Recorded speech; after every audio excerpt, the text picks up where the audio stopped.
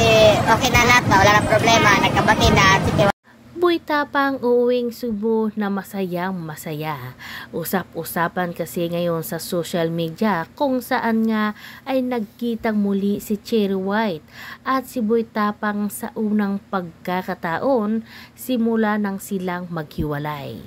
Kaya naman hindi nakaligtas sa mga netizen ang masayang masaya ng mukha at aura ni Boy Tapang na binivideo nga siya o in-upload ng kanyang kaibigan na si JV Tapang. Nagkita nga muli kasi si Cherry White at si Boy Tapang doon sa birthday party na ginanap ni Wamos. Doon makikita natin ang mga sikat na mga vlogger at mga sikat na influencer. Hindi na nakakapagtataka na yon ang magkikita din si Boy Tapang at si Cherry White dahil sikat din silang mga vlogger influencer. Kaya naman dito ay pinakiusapan sila ni Awit na kung pwede nga daw ay magkabalikan na sila or makipagbati na ang bawat isa. Pero ayon nga kay Boy Tapang, naka-move on na daw siya. At ito namang si Cherry White, ay sabi niya sa kanya ay merong time daw para nga magbati na si Cherry White at si Boy Tapang.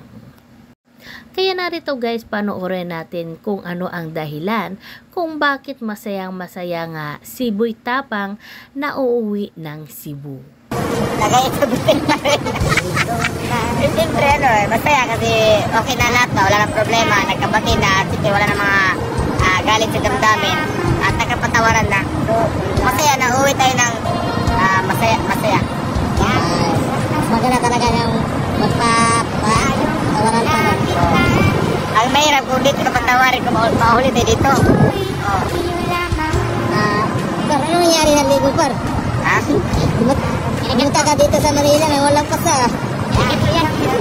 Teachers gumawa nito. Siya din naglagay ng bandit eh. Siya gumawa nito. Eh, ano kasi, sa mga nagsasabi na comeback or di promise na siya yun na magkita kami sa birthday. Pumunta na kami ang pinag-arasan na pumunta kami sa Manila is yung kaso niya sa akin. Doon siya nangyari. Pero yung kaso na yun ay nakulang visa kasi yun nga, okay kami ayun. Tapos, basta yun yung reason na pumunta kami dito dahil sa kaso. From lover to is.